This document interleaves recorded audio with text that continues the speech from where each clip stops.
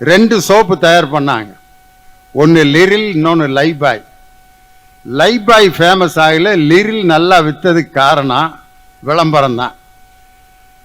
அது எப்படி விளம்பரம் பண்ணாங்க பார்த்தீங்களா? La la la la la la la la la la la la come alive with freshness Liril. நுரையிலிருந்து ஒரு பொம்பளை பிள்ளை அப்படி வெளியில வரும். ஒரு நாளைக்கு லட்சக்கணக்காக வித்துச்சு அந்த சோப்பு. அதே கம்பெனிக்காரங்க தான் லைபாய் தயார் பண்ணாங்க. அதை எப்படி விளம்பரம் பண்ணாங்கன்னா, 4 ஆம்பளைய பாத்ரூம்ல குளிக்கிற மாதிரி. ஆரோக்கிய வாழ்விலேயே காப்பது லைபாய், லைபாய் இருக்கும் இடம் ஆரோக்கியம் விடமே லைபாய். லைபாய் எங்க இருக்குன்னா, முனியாண்டி விலாசில் கை கழுவுற இடத்துல இருக்கு. ஒரு பொருளை நம்ம எப்படி பிரசன்ட் பண்றோமோ அதை வச்சு தான் மக்கள்கிட்ட போய் சேரும். அதனால சிரித்து வாழ வேண்டும்ங்கிற பாட்டை கவிஞர் புலமை பித்தன் அந்த அழகான மெல்லிசை மன்னர் எம்.எஸ். விஸ்வநாதனுடைய இசையில கொண்டு வந்து கொடுத்தார். சிரிப்புங்கிற வார்த்தையை வைத்து நிறைய பாட்டு இருக்கு.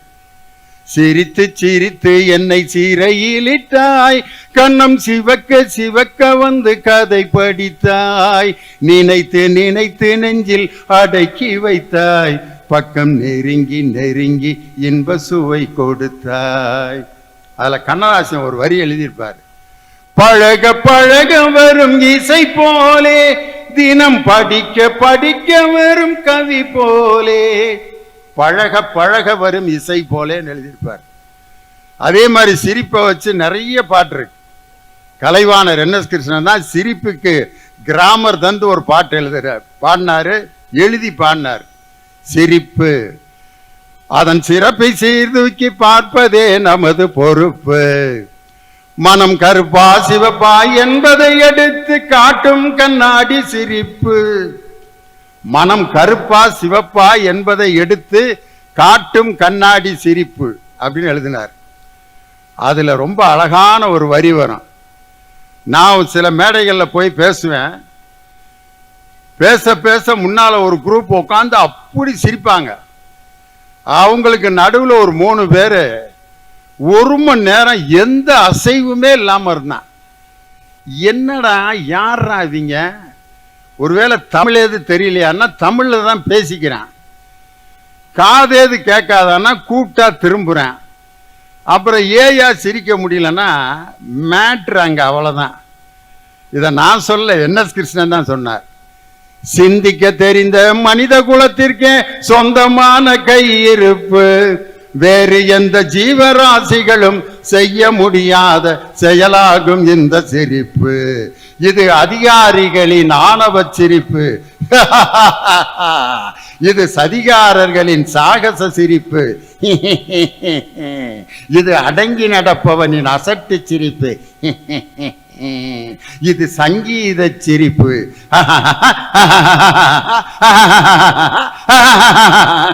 சங்கீத சிரிப்பு.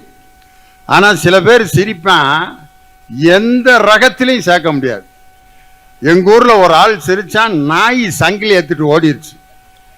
அது ஏதோ அவனுடைய இனத்தினுடைய சத்தம் மாதிரி இருந்திருக்கு. இன்னும் சில பேர் சிரிப்பான், முன்னால இருக்க குப்பை காலி ஆயிரும், வாயிலிருந்து புயல் காத்து மாதிரி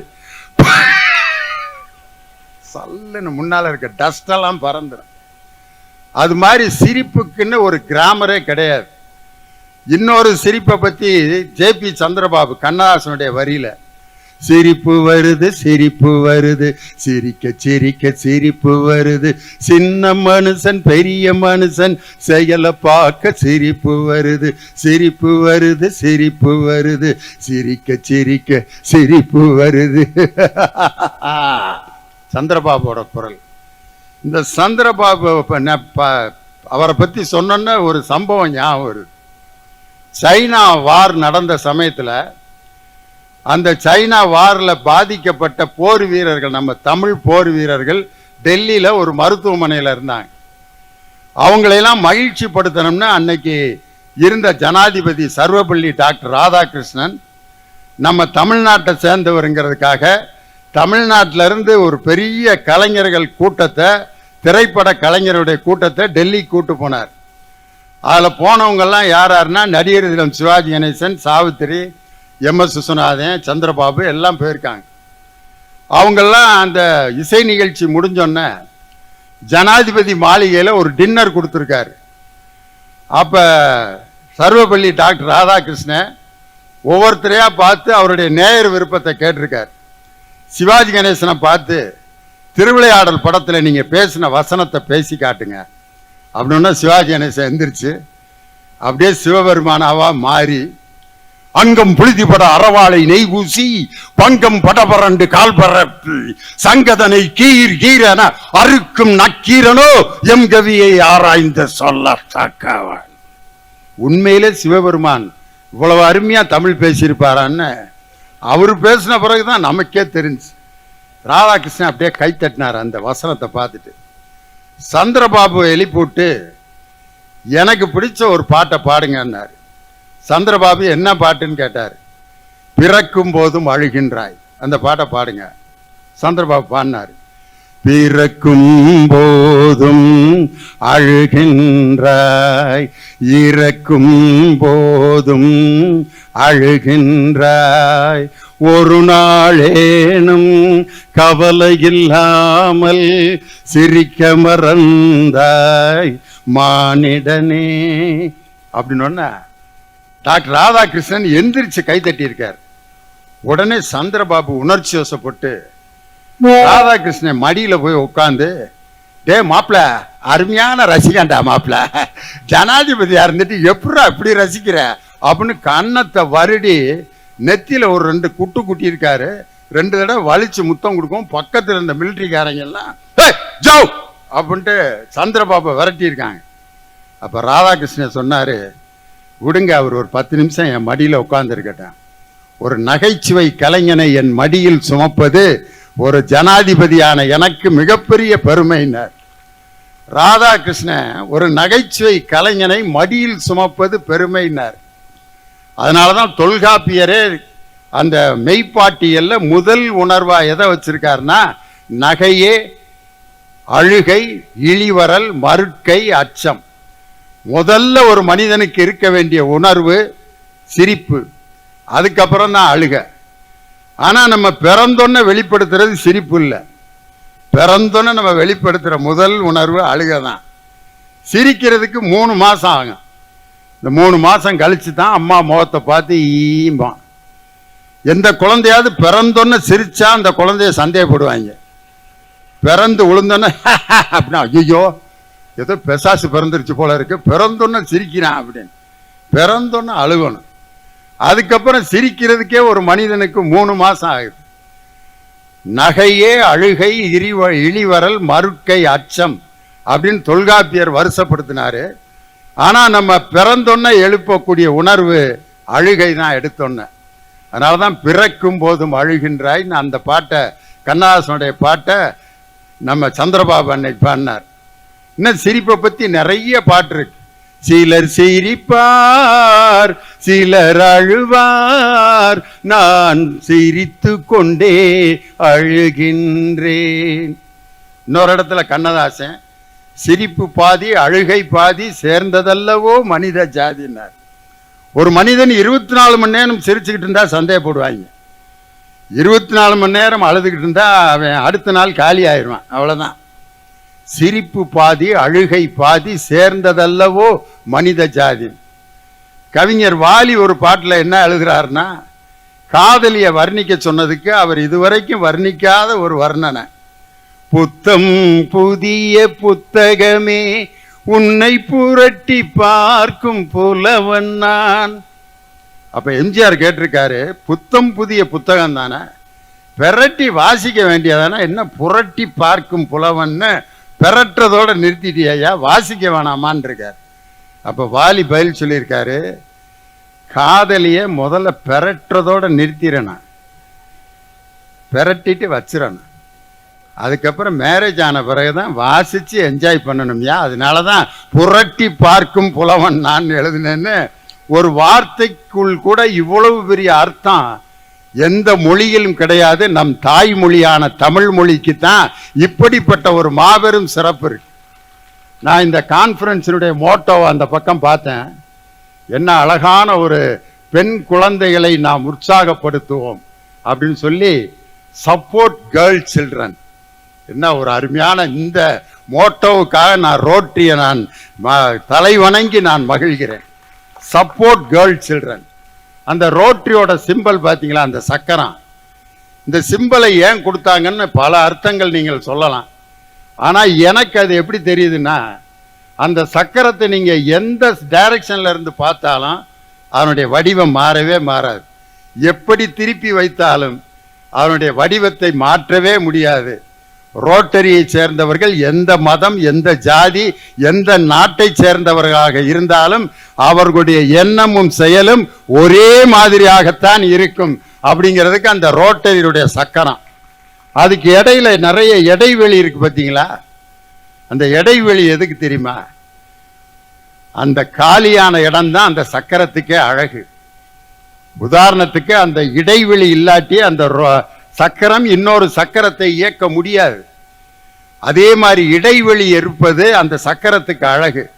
இந்த இடையில வீலே இல்லாம சுத்தமா அப்படியே கவர் ஆயிருந்துச்சுன்னா அந்த சக்கரம் இன்னொரு சக்கரத்தை இயக்க முடியாது.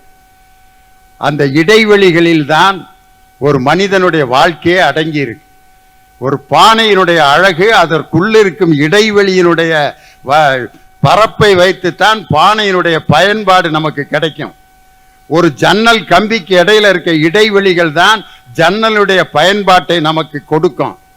அதுபோல ஒரு மனிதன் மனதில் சில இடங்களை காலியாக வைத்திருந்தால்தான் அவன் வாழ்க்கையில் பல விஷயங்களை கற்றுக்கொண்டே இருக்க வேண்டும் என்பதற்காகத்தான் அந்த இடைவெளிகள் உள்ள சக்கரத்தை இந்த ரோட்டரி சங்கம் நமக்கு கொடுத்திருக்கு. Support girl children. பெண் குழந்தைகளை நாம் உற்சாகப்படுத்துவோம்னு உங்களுக்கு ஒரு மோட்டோ. ஆனால் இன்னைக்கு பொம்பளை பிள்ளைகளுக்கு பிறக்கிறது கூட உரிமை இல்லை. மனசாட்சியை தொட்டு சொல்லுங்க, ஆம்பளை பிள்ளை பிறந்தா சந்தோஷப்படுறீங்களா, பொம்பளை பிள்ளை பிறந்தா சந்தோஷப்படுறீங்களா? சில பேர் சொல்லுவான், மகாலட்சுமி மகாலட்சுமி சொல்லுங்க, மகாலட்சுமி பிறந்திருக்குன்னு. பிறக்கிறப்ப மனைவியை கொண்டு போய் பிரசவ ஆஸ்பத்திரியில் சேர்த்துட்டு வெளியில் உலாத்தினான்.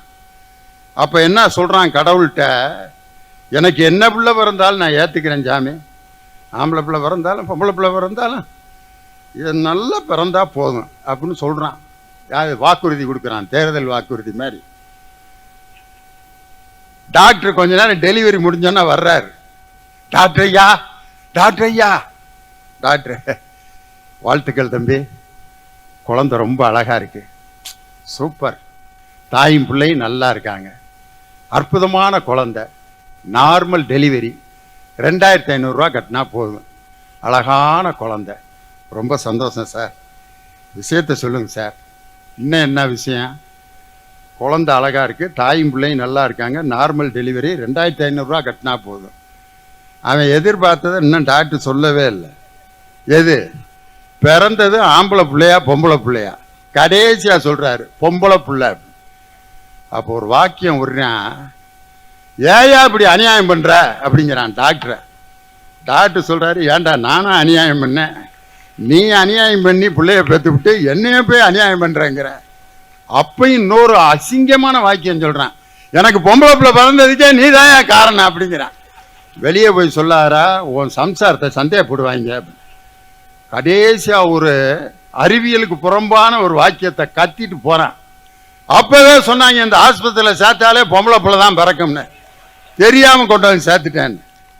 அட மடையா, பொம்பளை பிள்ளை பிறந்ததுக்கு ஆஸ்பத்திரியா காரணம்? உன் உடம்புல இருக்க சயின்ஸ் எக்ஸ் ஒய் குரோமோசோம் தான் பிறந்தது பொம்பளை பிள்ளையா, பிறக்க போறது பொம்பளை பிள்ளையா ஆம்பளை பிள்ளையாங்கிறத தீர்மானிக்கிறது. ஒரு ஆம்பளை பிள்ளைய பெற்ற அப்பா பொம்பளை பிள்ளைய பெற்ற அப்பாவை கல்யாண வீட்டில் விசாரிக்காமையே கண்டுபிடிச்சிடலாம். மாப்பிள்ளைய பெற்ற அப்பன் சந்தோஷமா உட்காந்துருப்பான், அவனுக்கும் செலவுக்கும் சம்பந்தமே இல்லை. இந்த பொண்ணோட அப்பனை விசாரிக்காமே கண்டுபிடிச்சிடலாம். இந்த அல்லையில் ஒரு பையோட இப்படியே வருவேன், மொய் நோட்டை பார்ப்பான், சாப்பாடுறத பார்ப்பேன். 5 லட்சம் தான் வந்திருக்கு, 10 லட்சத்துக்கு தின்னுகிட்டு இருக்கானுங்க, யாரா கடனை கட்ட, அவனை கூப்பிட்டே கேட்டலாம், நீ தான் பொண்ணோட அப்பாவா, எப்படிரா ஓ மோரையில் எழுதி ஒட்டியிருக்க. ஏண்டான்னா செலவு பூரா அவன் தலையில தான். ஒரு ஆண் குழந்தை பெண் குழந்தை பிறப்பதற்கே இன்னைக்கு உரிமை இல்லாமல் இருக்கு. அந்த குழந்தைகளை பாதுகாக்க வேண்டும் என்று எடுக்கப்பட்ட இந்த லட்சியத்துக்காக நான் உண்மையிலே இந்த ரோட்டரியை நான் தலை வணங்கி வாழ்த்துகிறேன். அதில் முக்கிய 3 இந்த நிகழ்ச்சியை நடத்துகிறவர்களுடைய பொறுப்பாளர்கள் உள்ள நுழைஞ்சொன்ன நம்ம அண்ணாச்சி முத்து அண்ணாச்சியோட படம், அதுக்கடுத்து பார்த்தீங்கன்னா எபினேஸ் ஜான்சன் அவருடைய படம், அதுக்கடுத்து ஷேக் சலீம். இதுலேயே பார்த்தீங்கன்னா ரோட்டரியினுடைய மோட்டோ அதிலே அடங்கிருச்சு. முத்து அண்ணாச்சி இந்து, எபினேஸ் ஜான்சன் என்ற கிறிஸ்தவர், ஷேக் சலீம்னு ஒரு இஸ்லாமியர். 3 மதமும் கலந்த இந்திய ஒருமைப்பாட்டை இந்த ரோட்டரி சங்கத்தில் மட்டும்தான் பார்க்க முடியுங்கிறத அந்த உள்ள என்ட்ரன்ஸ்லேயே எங்களுக்கு மனசுல பதிய வச்சுட்டீங்க. காரணம், ஒரு மனிதன் வாழ்க்கையில சிரிக்கணும்னா முதல்ல அவன் ரசிகனா இருக்கான், நல்ல ரசிக்கணும். உலகத்தினுடைய இசை மாநாடு இன்டர்நேஷனல் மியூசிக் கான்ஃபரன்ஸ் நடந்திருக்கு. அப்போ ஒவ்வொரு நாட்டினுடைய இசையும் மேடையில் நடந்துகிட்டு இருக்கு. அந்த இசை நடக்கும் பொழுது மக்களுடைய அந்த பாடி லாங்குவேஜை வாட்ச் பண்ணிக்கிட்டே இருந்திருக்காரு ஒரு உளவியல் நிபுணர். அதில் மேற்கத்திய இசை வாசிக்கும் பொழுது எல்லோருடைய கால்களும் தாளம் போட்டன. ஆனால் நமது தமிழ் இசை இசைக்கப்படும் பொழுது மக்களுடைய தலை ஆடியதை பார்த்தார்கள். தலையை அசைக்க வைக்கக்கூடிய இசை நம் தமிழ் இசை, நம் இந்திய இசைங்கிறத இன்டர்நேஷனல் மியூசிக் கான்ஃபரன்ஸில் கண்டுபிடிச்சான். அந்த இசைக்கு அப்படி ஒரு மிகப்பெரிய சக்தி இருக்கு. இசையால் வசமாக இதயம் எதுன்னு பாடுவார் TM சௌந்தரராஜன். இசை கேட்டால் புவி அசைந்தாடும், அது இறைவன் அருளாகும். அதே மாதிரி இசையை பற்றி நிறைய பாட்டு இருக்கு. இசையின் உலகின் முதல் இசை தமிழ் இசைன்னு ஒரு பாட்டு இருக்கு. இசை ஷேக்ஸ்பியர் 12th நைட்டுங்கிற அந்த பிளேல ஃபர்ஸ்ட் லைனே என்ன சொல்லுவார்னா, music is the food of love, play on அப்படிம்பார். அன்பின் உணவு எது என்றால் அது இசை அப்படிம்பார். அந்த இசை தருகின்ற ஒரு மகிழ்ச்சி இருக்கு பார்த்தீங்களா, அடே அப்பா. அந்த இசையை எப்படி கொடுக்கணும், அந்த இசையை எப்படி பாடணும், அந்த இசையை எப்படி ரசிக்கணும், நல்ல ரசிக்கணும். ஒரு மனிதன் தான் என்ன வேலை செய்யறோமோ அந்த வேலையை ரசிச்சு செய்யலனா அந்த வேலை நமக்கு மிகப்பெரிய ஒரு சுமையா போயிடும். பட்டிமன்ற நடுவருங்கிற வேலையை நான் ரசிச்சு பார்க்கணும். அதை விட்டுவிட்டு என்னடா பொழப்புது, நடுவில் உட்கார வச்சிருக்காங்க, தாயின்னு ஒருத்தன் பேசுகிறேன், தாரம்னு ஒருத்தன் பேசுகிறேன், 6 பேர் பேசுகிறதையும் கேட்டுவிட்டு ஒரு தீர்ப்பு சொல்லி இது ஒரு பொழப்பா அப்படின்னு நான் நினைக்கக்கூடாது.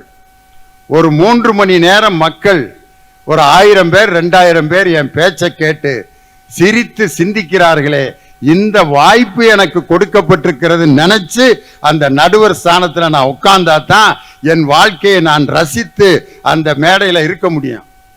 ஒரு டிரைவரு, ஒரு கண்டக்டரு, டிரைவர் என்ன நினைக்கிறாரு, பேசாம ஒரு கண்டக்டரா இருந்திருக்கலாம்டா, என்னடா வாழ்க்கை அப்படிங்கிறாரு. கண்டக்டர் என்ன நினைக்கிறாரு, பேசாம டிரைவரா இருந்திருக்கலாம்டா.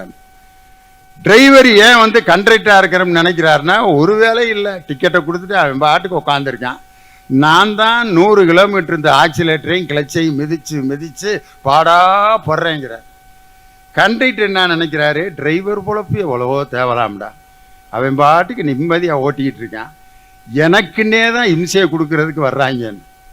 ஏன்னா கண்டக்டருக்கு புதுசு புதுசாக சிக்கல் வரும். திடீர்னு ஒருத்தன் தண்ணியை போட்டு பஸ்ஸில் ஏறுவேன், கண்டக்டரு எங்கே போனேன், கண்டுபிடி பார்ப்போம் அப்படிமா. நான் அதை கண்டுபிடியா, நீ எந்த ஊருக்கு போகிறேன்னு எனக்கு எப்படி தெரியும், கண்டுபிடியா, சம்பளம் வாங்குறீல, யோ என்னையா கண்டுபிடுறா, சார் உட்காருங்க சார், அப்புறம் நான் கண்டுபிடிச்சிக்கிறேன் அப்படின்ட்டு கூப்பிட்டு கடைசியாக ஊரை சொல்லிட்டேன், டிக்கெட் எடுங்க அப்படின்னதுக்கு அவன் சொன்னேன், டிக்கெட்டா,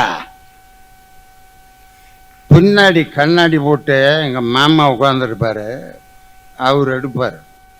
இவங்க மாமன் இவனை விட ராஜ போதையில் இருக்கான். அவங்க மாமனை கூப்பிட்டு, உங்கள் மாப்பிள்ளைக்கு டிக்கெட் எடுக்கிறது.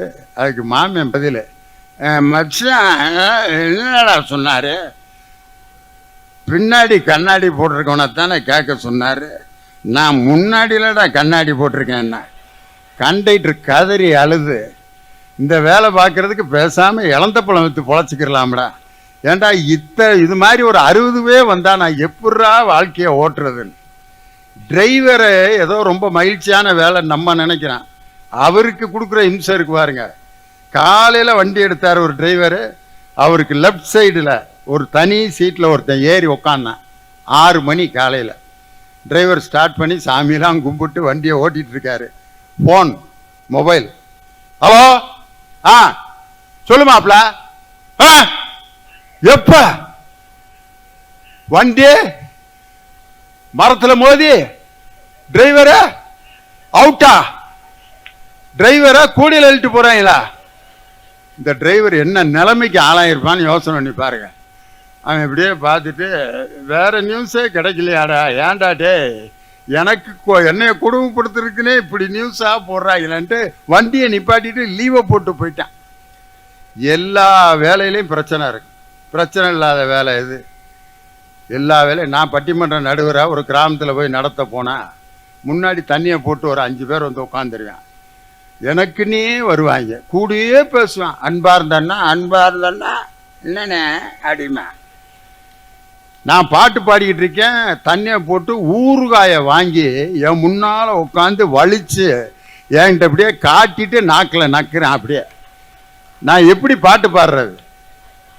வாயெல்லாம் எனக்கு ஊறி, ஐயோ முதல்ல இவனை கூட்டி போய் எங்கிட்டாது விடுங்கடா அப்படின்னா கொண்டு போய் விட்டாங்க.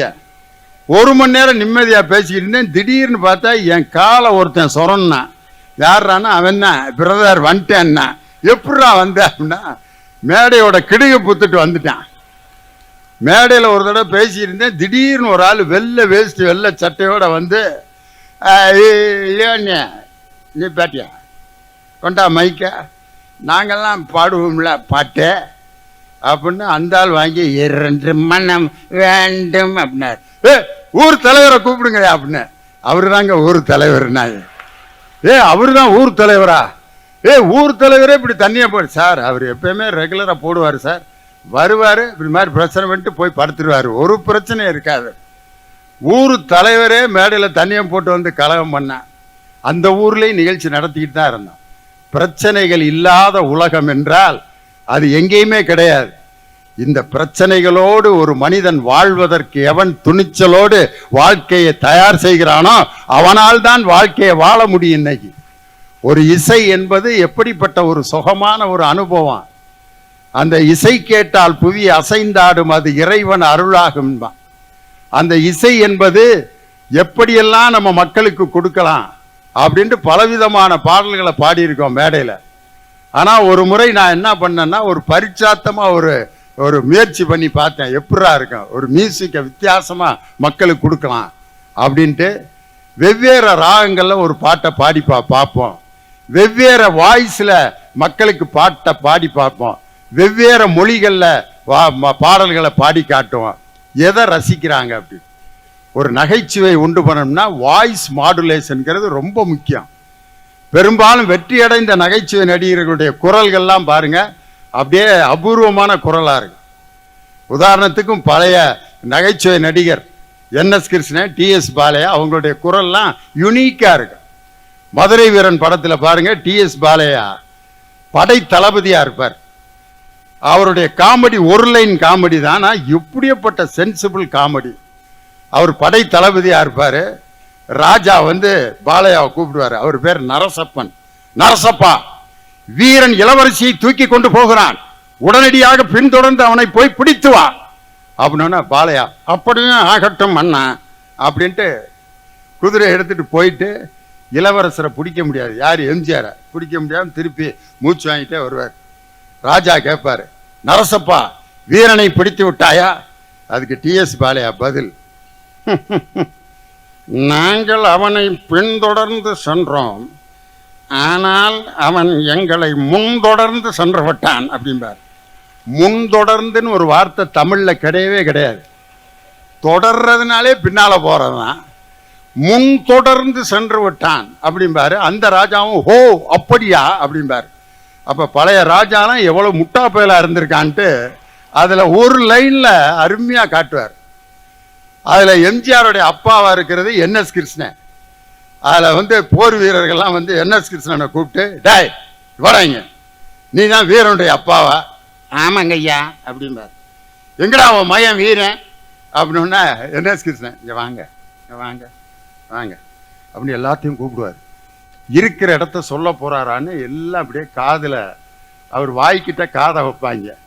அவர் ஒரு பதில் சொல்லுவார் பாருங்க, உங்கள்கிட்ட எப்படி சொல்லாம போனானோ அதே மாதிரி எனக்கிட்டையும் சொல்லாம போயிட்டாயா. இந்த பதில் சொன்னதற்காக இவனை 6 மாதம் சிறையில் அடைத்து வையும். அதே மாதிரி வாய்ஸ் எம்.ஆர். ராதாங்கிற ஒரு கலைஞனுடைய வாய்ஸ், அடே அப்பா இன்னைக்கு மேடையில பேசினாலும் கைதட்டு வாங்குது அந்த வாய்ஸ். எப்படிப்பட்ட வாய்ஸுங்கிறீங்க? பாகப்பிரிவினை படத்துல அப்படி கோட் பேண்ட் போட்டு அப்படி சிகரெட் குடிச்சிட்டு வருவார். Bloody nonsense. ஃபாரின்ல நீரோவில ராக்கெட்டும் கப்பலும் விடுறான், நம்ம பயிலுக அதே நீராவில இட்லியும் கோலா புட்டும் செஞ்சு வாயில விடுறான். எங்கடா முன்னேற போகுது சயின்ஸ்? சொன்னேன் ஒன்ஸ் அப்பான் எ டைம். எவனே நான் சொல்றதை கேட்க மாட்டேன்றான். Bloody nonsense. ஒரு ரேர் வாய்ஸ். புதுமையை யாரெல்லாம் படைத்தார்களோ அவர்கள் தான் வாழ்க்கையில வெற்றி பெற்றிருக்கிறார். அதனால வாழ்க்கை என்பது ரசிக்கக்கூடிய ஒரு அற்புதமான ஒரு ரசிக்க தகுந்த ஒரு நாடகம் மாதிரி வாழ்க்கை. அதை ரசிப்பதற்கு நமக்கு எத்தனையோ வாய்ப்புகள் இருக்கு. அந்த வாய்ப்புகளில் ஒன்று நம்ம சின்ன பிராயத்திலிருந்து நம்ம கடைபிடித்த அந்த அனுபவங்களை அப்போது நினைத்து நினைத்து அந்த அனுபவங்களை ரசித்து சிரிப்பது. நான் சின்ன பிள்ளையில எனக்கு நடந்த சம்பவங்கள் எப்படிப்பட்ட சம்பவங்கிறீங்க? எங்களுடைய அண்ணன் தம்பி 3 பேர். நாங்கள் எங்கள் பெரிய அண்ணன் மஸ்கட்டில் இருக்காரு, 2வது அண்ணன் சிங்கப்பூரில் இருக்கு, நான் இங்கே கிடக்கிறேன். எனக்கு அடுத்து ஒரு பொம்பளை பிள்ளை பிறந்துச்சு. அது பிறந்த பிற்பாடு என்னை ஒரு பிள்ளையாவே மதிக்கலை. அந்த பிள்ளைக்கு தான் பாவடை ஜாக்கெட்டு அது இது பொட்டு பவுட்ரு இதாக வாங்கி கொடுப்பாரு. எங்கள் அப்பா வருஷத்துக்கு ஒரு டவுசர் வாங்கி கொடுப்பாரு கிறிஸ்மஸ்க்கு. அது எங்கன கிளியக்கூடாதோ அங்கன தான் முதல்ல கிளியன். பின்னால் என்னை போஸ்ட் ஆஃபீஸ்னு பயிலுக நக்கல் பண்ணுவாங்க. எங்கள் அம்மாட்ட அழுதேன், அம்மா எல்லாரும் போஸ்ட் ஆஃபீஸ்ன்னு சொல்கிறாங்கம்மா, என் டவுசரை பார்த்துட்டு லெட்டர்லாம் போடுறாங்கம்மா பின்னால் இருக்க ஓட்டையில், எனக்கு அழுகையாக வருதுமா அப்படின்னா எங்கள் அம்மா அந்த ப்ளூ கலர் டவுசரை வாங்கி வெள்ளை நூல் போட்டு தைச்சு அந்த பேனாவில் இருக்க மைய தடவி என் மானத்தை காப்பாற்றிய என் தாயை இந்த நேரத்தில், இந்த அருமையான நேரத்தில் நினச்சி பார்க்குறேன். அந்த மாதிரி சின்ன வயசில் எங்கள் 3 பேரையும் ஸ்கூல் முடிஞ்சு வந்தோன்னே எங்கள் அம்மா ஒரு ஜன்னலில் ஏறி உட்கார வச்சு அந்த பழைய சோறுலாம் எடுத்து போட்டு சாம்பாரை ஊற்றி அப்படி குழப்பி ஆளுக்கு ஒரு உருண்டை அப்படி பிடிச்சி கொடுப்பாங்க. எங்கள் பெரிய அண்ணன் 2வது அண்ணன் நான் ஓரத்தில் உட்காந்துருப்பேன். ஒரு 3-4 நாள் இப்படி சாப்பிட்டுக்கிட்டு இருந்தேன். எனக்கு திடீர்னு எங்கள் அம்மாட்ட, ஏம்மா நான் தான் இனிமேல் நடுவில் உட்காருவேன், அண்ணனை ஓரத்தில் உட்கார சொல்லு அப்படின்னு. 2வது அண்ணன்டா, அவன் தான்டா நடுவில் உட்காந்துருப்பேன். முடியாது, நான் தான் நடுவில் உட்காருவேன் அப்படின்னு பிடிவாதம் பண்ணி நடுவில் உட்காந்துட்டேன். எங்கள் அம்மா சந்தோஷமா? சந்தோஷம் மொகரையும் ஆளு அப்படி நடுவில் உட்காந்துட்டேங்கிறதுக்கு எங்கள் அம்மா கோவத்தில் ஒரு வாக்கியம் விட்டாங்க. வாழ்நாள் முழுவதும் பாடுறான் அவனே, நீ நடுவுலே தான்டா உட்காந்துருப்பான். 32 வருஷம் பட்டிமன்றத்தில் நடுவராக இருக்கேன். எங்க அம்மா சின்ன வயசுல விட்ட சாபம் கூட எனக்கு வரமா மாறுதுன்னா அந்த சாபம் யார் விடுறாங்களோ அவங்களுடைய வார்த்தையில தான் இருக்கு. உண்மையிலேயே the bird words நல்ல மனதுள்ளவர்கள் சொல்லும் வன் சொல் கூட அது வரமாக மாறும். மனசு சுத்தமாக இருந்தால் வன் சொல் கூட மென் சொல்லாக மாறும். மனசுதான் காரணம். என் தாய் நான் கெட்டு போன்னு நினைச்ச அந்த வார்த்தையை சொல்லல, நல்ல மனதோடு சொல்லப்பட்ட வாக்கியம். வேளாங்கண்ணியில் இப்படித்தான் காணா போயிட்டேன் நான். எங்க வீட்டில் இருக்க 10 பிள்ளைய எங்க அப்பா 10ல் 1 போனா போயிட்டு போகுது, அதான் 9 பேர் இருக்கான இன்னும் உள்ள. 10 இருந்தாலும் புள்ள தானன்ட்டு தேடிட்டு அப்ப இருக்க திருவிழாவில் இந்த காணா போன பிள்ளைகளை கண்டுபிடிக்கிறதுக்குனே ஒரு ஷெட்டு இருக்கான். அதில் காணா போய் உட்காந்து போய் அப்படி வரிசையில் டவுசரை போட்டு இப்படியே உட்காந்துருப்பாங்க. அங்கேயும் போய் எங்கள் அப்பா தேடி பார்த்துருக்காரு, காணா என்ன. நான் எங்கே உட்காந்துருந்தேன்னா வேளாங்கண்ணி பக்கத்தில் ஒரு மாரியம்மன் கோயில். அந்த மாரியம்மன் கோயிலில் உட்காந்து மை செட் போடுற இடத்துல பாட்டு கேட்டுக்கிட்டு இருக்கேன். கூட்டிட்டு போனது வேளாங்கண்ணி மாதா கோயிலுக்கு. நான் மாரியம் கோயிலில் உட்காந்து என்ன பாட்டு கேட்டுக்கிட்டு இருக்கேன்னா முருகன் பாட்டு போட்டுக்கிட்டு இருக்காங்க. மண்ணானாலும் திருச்செந்தூரில் மண்ணாவேன், ஒரு மரமானாலும் பழமுதிர் சோலையில் மரமாவேன், உள்ளம் உருகுதையா முருகா உன்னடி காண்கையிலே, அள்ளி அணைத்திடவே எனக்குள் ஆசை பெருகுதப்பா முருகா உள்ளம் உருகுதையா, அழகென்ற சொல்லுக்கு முருகா. பாட்டை உட்காந்து கேட்டுட்டு மண்டே ஆடிக்கிட்டு இருக்கேன். எங்க அப்பா தேடிட்டு வந்து, இங்கேயா இருக்க அப்படின்னு ஓங்கி ஒரு அரைச்ச விட்டு, வேளாங்கண்ணியில சாமி கும்பிடலான்னு கூட்டி வந்தா இங்க உட்காந்து பாட்டு கேட்டுக்கிட்டு இருக்கியா அப்படின்னு என்னை சட்டையை பிடிச்சி இழுத்துட்டு அவரு ஒரு சாபம் விட்டார். மகனே, வாழ்நாள் முழுதும் நீ மைக்கிக்கிட்டே தான்டா கிடந்து சாக போறேன்னார். இங்க பாருங்க பொழப்பு எதுல ஓடிக்கிட்டு இருக்கு. 24 மணி நேரத்துல பாதி நேரம் மைக்கிட்டே தான் இருக்கு. எங்க அப்பா நல்ல மனதுடன் சாபம் விட்டால் கூட அந்த சாபம் வரமாக மாறும் என்றால், மனசுதான் ஒரு மனிதனை மிகப்பெரிய ஆட்டி படைக்கக்கூடிய ஒரு எந்திரம். எதுன்னா மனசு. எடிசன் இதே மாதிரி பல ஆராய்ச்சி பண்ணி ஒரு பல்பை கண்டுபிடிச்சார். அந்த பல்பை தன்னுடைய உதவியாளர் ஒரு பையன்கிட்ட கொடுத்து, இதை கொண்டு போய் அந்த இடத்துல வச்சுட்டு வாடான்னார். அவன் பத்திரமா அப்படியே பல்பு பல்பு பல்புன்ட்டு அப்படியே பயந்துக்கிட்டே போய் அந்த இடத்துக்கிட்ட பொண்ணை கீழே போட்டு உடச்சிட்டான். உடனே இவ்வளவு கஷ்டப்பட்டு உருவாக்கிய ஒரு பல்பை உடச்சிட்டான்ட்டு அவனை பிடிச்சி திட்டி அடிச்சு ஆகா ஓகாங்கிறாங்க. எடிசன் திரும்ப அந்த பல்பை உருவாக்குறதுக்கு 5 நாள் ஆச்சு. 5 நாள் கழிச்சு பல்பை உருவாக்கிட்டு அந்த கீழே போட்டு உடைச்சான்ல அவனையே திரும்ப கூப்பிட்டு இந்த பல்பை போய் திருப்பி வச்சுட்டு வாடார். பக்கத்தில் இருக்க உதவியாளர்லாம் சொன்னாங்க, ஆயா விஞ்ஞானியா இருந்தா அறிவில்லை பாரு, ஏற்கனவே பல்பை கீழே போட்டு உடைச்சான், அவன்கிட்டே திருப்பி போய் கொடுக்குறீங்க. அப்ப அவர் சொன்னாரு, ஒரு பல்பு உடைஞ்சா திரும்ப இன்னொரு பல்பை தயாரிச்சிடலாம், ஒரு இளைஞனின் மனசு உடையக்கூடாதுரா. நம்ம ஒரு தடவை பல்பை உடைச்சிட்டோம், இனிமே நம்ம எதுக்கும் லாயக்கில்லைன்னு நம்மளை முடிவு கட்டிடுவாங்க. ஒரு சிறுவனின் மனம் உடையக்கூடாது. அதனாலதான் அவன்கிட்டே கொடுத்து இந்த பல்பை கொண்டு போய் வைக்க சொன்னேன். ஒரு பல்பு உடைந்தால் திரும்ப உருவாக்கிடலாம், ஆனால் மனம் உடைந்தால் திரும்ப அதை உருவாக்கவே முடியாது. காரணம் என்னன்னா, நகைச்சுவை என்பது திரைப்படங்களை நம்ம பார்க்குறோம். டிஎஸ் பாலையா, என்எஸ் கிருஷ்ணன், சுருளிராஜன் படத்தில் பார்த்தீங்கன்னா அது ஒரு டைப்பான நகைச்சுவை. வாத்தியாரா இருப்பார் ஒரு படத்தில், டேய் இங்கே வேடாங்க நாயின்னு எழுது அப்படிம்பார். ஒரு பையனை நாயின்னு எழுத சொல்லுவார். அவன் நான் போட்டு 4 கால் போட்டு எழுதுவேன். என்னடா நாயின்னு எழுத சொன்னதுக்கு 4 கால் போட்டிருக்க அப்படிம்பார். நீங்கள் தானே சார் நாய்க்கு 4 கால் இருக்குன்னு சொன்னீங்க. அப்போ பூரான்னு எழுதுறா அப்படிம்பார். பூரான்னு எழுதுனா அவன் எத்தனை கால் போடுறது? ஏன்டா இன்னும் எழுதலை அப்படின்னா, பூரானுக்கு இன்னும் எத்தனை கால்னு தெரியல சார் அப்படின்னு கண்டுபிடி. ஒரு சின்ன விஷயத்த ரொம்ப அழகா அந்த சுருளிராஜ நகைச்சுவையில் சொல்லுவார். இப்போ கூட பாருங்க, வடிவேலு ஒரு படத்தில், ஏன்னா ஒரு வியாபாரியா இருக்கிறது சாதாரண விஷயம் இல்லை. ஒரு கடை வச்சிருக்குது.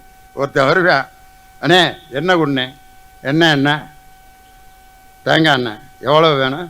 1/2 லிட்ரு ஊற்றிக்கிட்டு இருப்பார். நல்லெண்ணெயா கொடு அப்படிமா. டேய் என்னடா கேட்ட? தேங்காய் எண்ணெய் எவ்வளோடா கேட்ட? 1/4 லிட்ரு. அதான்டா ஊற்றிக்கிட்டு இருக்கேன். அதுதான் நல்லெண்ணெயா ஊற்றுன்ருக்கேன். டேய் என்னடா வேணும்?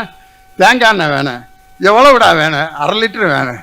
அதுதான்டா ஊற்றிக்கிட்டு இருக்கேன். அதுதான் நல்லெண்ணெயை ஊற்றுனோன்னா. உண்மையிலே தேங்காய் எண்ணெய், நல்லெண்ணெய், கடல் எண்ணெய்னு 3 எண்ணெய் இருக்குது. அதில் அவன் தேங்காய் எண்ணெயை ஊற்றுறப்ப நல்ல எண்ணெயை ஊற்றுனா, தேங்காய் எண்ணெயில் நல்ல எண்ணெயா ஊற்று அப்படின்னு கேட்பான். அதை புரிஞ்சிக்காமல் இந்த கடைக்காரன் கடைசி வரைக்கும் சண்டை விட்டுக்கிட்டே இருப்பான். ஒரு கடை வைத்திருப்பதில் கூட, ஒரு வியாபாரம் பண்ணுறதுல கூட இவ்வளவு நகைச்சுவை இருக்கு. ஒரு நகைச்சுவையை கேட்டு ரசித்து வாய் விட்டு மனம் விட்டு சிரிப்பதுங்கிறது ஒரு மிகப்பெரிய கலை. ஒரு தடவை இசைஞானி இளையராஜா ஒரு பாட்டு, நாயகன் படத்தில் ஒரு பாட்டு, அருமையான பாட்டு, தாலாட்டு பாட்டு. அந்த பாட்டு எல்லாரும் கேட்டு ரசிச்சிருப்பீங்க. தென்பாண்டி சீமையிலே தேரோடும் வீதியிலே மான் போல வந்தவனை யாரடிச்சாரோ யாரடிச்சாரோ, வளரும் பிறையே தேயாதே, இனியோ அழுது தேம்பாதே. அருமையான தாலாட்டு பாட்டு. இந்த பாட்டை இளையராஜா அப்படியே ஒரு தெருவு கூத்துல ஆடுற குத்து பாட்டா அங்கனே டியூன் போட்டு மாத்தி காமிச்சார். தாலாட்டு பாட்டை இசையை மாத்தினா அதனுடைய மீனிங்கே மாறுது.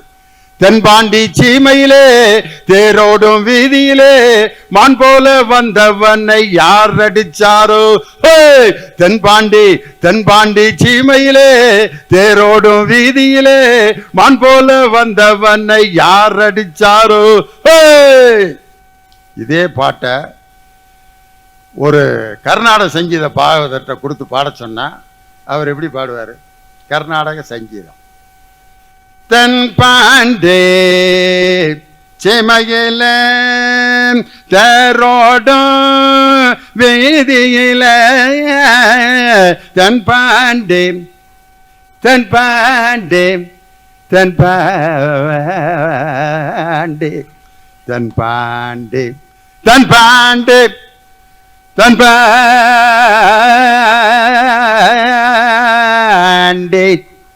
தென்பாண்டி தென்பாண்டி.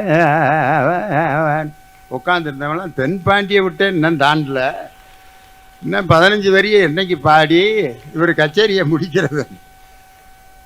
தென்பாண்டி சீமையில தேரோடும் வீதியில, தனி பாப்ப தனி தனி கம பனி தனி தனி கம ப கம ப கம ப கம பனி சா, தென்பாண்டி தென்பாண்டி. திருப்பி தொடங்கிட்டாரா டே ஐயா. கர்நாடக சங்கீத பாகவதர்கிட்ட கொடுத்தா இப்படி பாடுறாரு.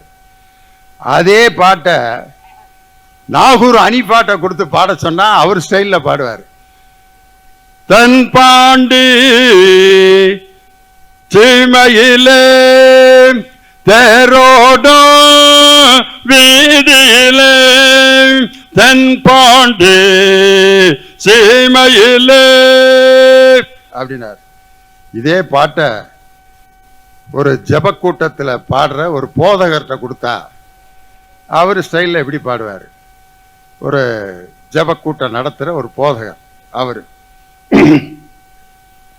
தென்பாண்டி சீமையில தேரோடும் வீதியிலே மான் போல வந்தவனை யாரடிச்சாரோ யாரடிச்சாரோ, அல்லேலூயா அல்லேலூயா, இயேசுவுக்கு புகழ் தென்பாண்டி சீமையிலே அப்படி.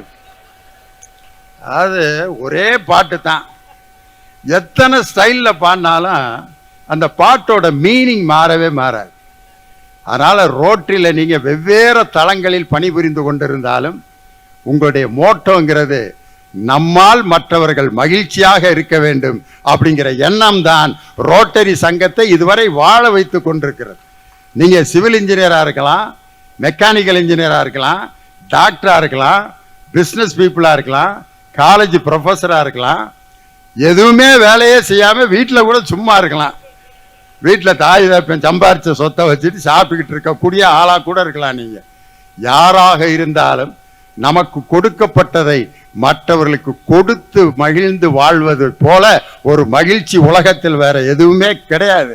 காரணம், பாரதி ஒரு தடவை அவருடைய மன்னர்கிட்ட போய் பாரதியாருடைய அந்த அவர் மேலே போட்டிருந்த ஒரு சட்டை, அந்த சட்டையை யாருக்கோ கொடுத்துட்டார். உடனே பாரதியாருடைய அந்த மன்னன் பாரதியை கூப்பிட்டு, இந்தா 2 சட்டை வச்சுக்க, இனிமே சட்டையை யாருக்கு கொடுக்காத அப்படின்னு சொன்னா அந்த ஒரு சட்டையை போட்டு திரும்பி போயிருக்காரு.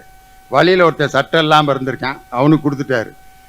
திரும்ப கொஞ்சம் தூரம் போறாரு, இன்னொருத்தன் சட்டை இல்லாமல் இருந்தான், அந்த 2ஆவது சட்டையும் கொடுத்துட்டாரு. மன்னன் கேள்விப்பட்டு நீங்க கொடுத்த 2 சட்டையும் கொடுத்துட்டாருங்க அப்படின்னா பாரதியாரை திருப்பி வர சொல்லி, இந்தா 5 சட்டை வச்சுக்க, நீ 4 சட்டையை மற்றவங்களுக்கு கொடுத்துரு, 1ஐயாவது நீ போட்டுக்கடா அப்படின்னு இருக்காரு. ஏன்டா அப்படி கொடுக்கறதெல்லாம் மற்றவங்களுக்கு கொடுத்துக்கிட்டே இருக்க? அப்ப பாரதி சொன்னாரு, நீங்க முதல்ல கொடுத்த 2 சட்டையும் நான் வச்சிருந்தா எனக்கு இந்த 5 சட்டை கிடைச்சிருக்காது. நான் அந்த 2 சட்டையை மற்றவர்கள் கொடுத்ததால் தான் எனக்கு இந்த 5 சட்டை கிடைச்சது.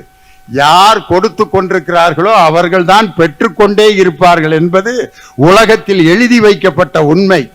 எந்த ஜன்னல் வழியாக காற்று வெளியே போய் கொண்டிருக்கிறதோ இன்னொரு ஜன்னல் வழியாக காற்று உள்ளே வரும்.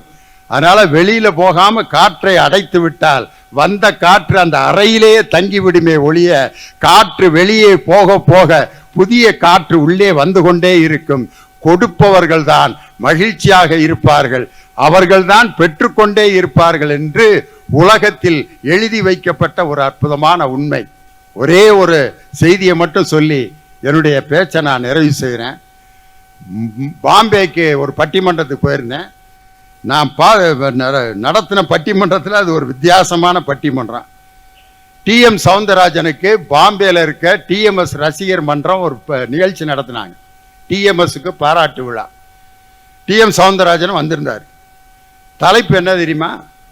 TMS பாடல்களில் மக்கள் ரசித்தது MGR பாடல்களா சிவாஜி பாடல்களா? நான் நடுவர். எப்படி இருந்திருக்கும் யோசனை பண்ணி பாருங்க. சிவாஜி பாடல்களேன்னு பாடுறது முல்லை நடவரசன் மாரிமுத்தம், MGR பாடல்கள் வெண்மணியே மூராவும். MGR பாட்டு பாட பாட MGR ரசிகர்கள்லாம் கொடுத்ததெல்லாம் கொடுத்தான், அவன் யாருக்காக கொடுத்தான், ஒருத்தருக்கா கொடுத்தான். MGR நான் ஒரு குழந்தை, நீ ஒரு குழந்தை, ஒருவர் மடியிலே ஒருவர் அடி. MGR குரூப் பாடுது. உடனே சிவாஜி குரூப், என் 16 வயது, அவள் கண்ணிரண்டில் ஆடுதம்மா காதல் கொண்ட மனது. உடனே MGR குரூப், இன்பமே உந்தன் பேர் பெண்மையோ. சிவாஜி கோஷ்டி, எங்கே நிம்மதி. எல்லாம் மாத்தி மாத்தி இப்படியே பாடிட்டே இருந்தான். நடுவில் TM சவுந்தரராஜன் உட்காந்துட்டு எல்லா பாட்டையும் கேட்டுட்டு முருகா முருகா முருகா. நானும் MGR பாட்டு சிவாஜி பாட்டு மாற்றி மாற்றி பாடுறேன். MGR பாட்டில் எனக்கு பிடிச்ச பாட்டெலாம் பாடுறேன். மூடி திறந்த இமை 2ம் பார்ப்பார் என்றன, முந்தானை காற்றிலாடி வா வா என்றது, யாரது யாரது தங்கமா என்னை தெரியுமா, நான் சிரித்து பழகி கருத்தை கவரும் ரசிகன். MGR பக்கம் தான் தீர்ப்பு சொல்ல போறாரு அப்படின்னு கத்துனாங்க. உடனே சிவாஜி கணேசனுக்கு வந்தேன். அந்த நாள் ஞாபகம் நெஞ்சிலே வந்ததே, நண்பனே நண்பனே நண்பனே. எதுக்கு தீர்ப்பு சொல்றேன்னு கண்டுபிடிக்கவே முடியல ரசிகர்களால. ஃபைனலா என்ன இப்படி சொல்லி தப்பிச்சேன் தெரியுமா? TM சவுந்தரராஜனுங்கிற கலைஞனை பாருங்க, அவருடைய உருவத்தை பாருங்க. நெத்தியில பெரிய விபூதி, இவ்வளவு பெரிய குங்குமம் போட்டு. ஆனா 3 மதத்துக்கும் அவர் பாட்டு பாடியிருக்காரு. எல்லா மதத்து பாட்டையும் பாடியிருக்காரு. முருகன் பாட்டை பாட சொன்னா சொல்ல வேண்டிய அவசியம் இல்லை. கற்பனை என்றாலும் கற்சிலை என்றாலும் கந்தனே உனை மறவேன். முருகன் பக்தி இல்லாதவன் கூட சாமி கும்பிட்டு நினைப்பான் அந்த பாட்டை கேட்டா. கிறிஸ்துவ பாட்டு இந்த ஞான ஒளி படத்துல பாடியிருப்பாரு பாருங்க. தேவனே என்னை பாருங்கள், என் பாவங்கள் தம்மை வாங்கி கொள்ளுங்கள். Oh lord please answer my prayer. ஒரு போதகர் கூட இப்படிலாம் பாட முடியாது. TM Soundararajan, oh lord please answer my prayer. உமது மந்தையில் இருந்த 2 ஆடுகள் வேறு வேறு பாதைக்கு போய்விட்டன, 2ம் சந்தித்த போது பேச முடியவில்லையே.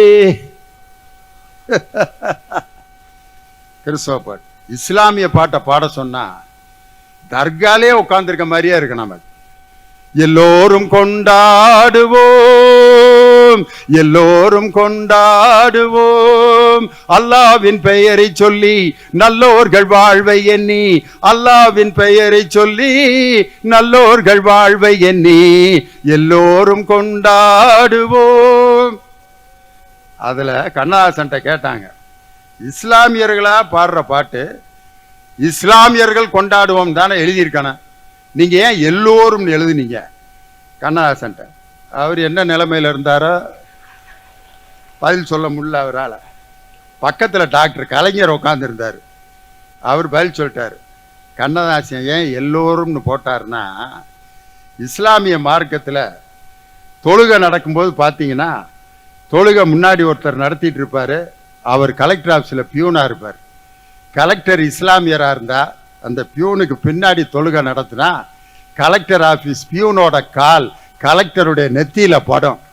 இஸ்லாமிய மார்க்கத்தின் முன்னால் அனைவரும் சகோதரர்கள், இறைவனின் முன்னால் சகோதரத்துவத்தை நிலைநாட்டிய மார்க்கம்டா. அதனாலதான் எல்லோரும் கொண்டாடுவோம்னு யார கண்ணதாசனை கலைஞர் காப்பாத்தினார். அது மாதிரி அந்த எல்லோரும் கொண்டாடுவோம்ங்கிற இஸ்லாமிய பாட்டையும் டி.எம். சௌந்தரராஜன் 3 மதத்தின் பாடல்களையும் எப்படி பாடினீங்கன்னதுக்கு அவர் ஒரு பதில் சொன்னார். அதை வச்சு தான் தீர்ப்பு சொன்னேன். நான் ஒரு இந்துவாக இருந்தாலும் கிறிஸ்துவ மதத்தின் பாடலை பாடும் பொழுது என்னை முழுமையாக ஒரு கிறிஸ்தவனாக உணர்ந்துதான் அந்த பாடலை என்னால் நான் வெற்றிகரமாக பாட முடியும் அப்படின்னார். நான் ஒரு இஸ்லாமியனாக என்னை முழுமையாக உணர்ந்தால்தான் அந்த பாடலை என்னால் பாட முடியும்.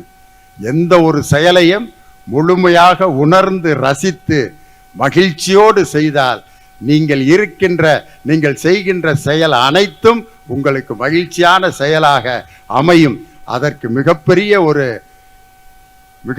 ஒரு ஆயுதம் எது என்று சொன்னால் தி சென்ஸ் ஆஃப் ஹியூமர். அந்த நகைச்சுவை உணர்வு உள்ளவர்கள் எந்த இடத்தில் வேண்டுமானாலும் வெற்றி பெற்று விடுவார்கள்.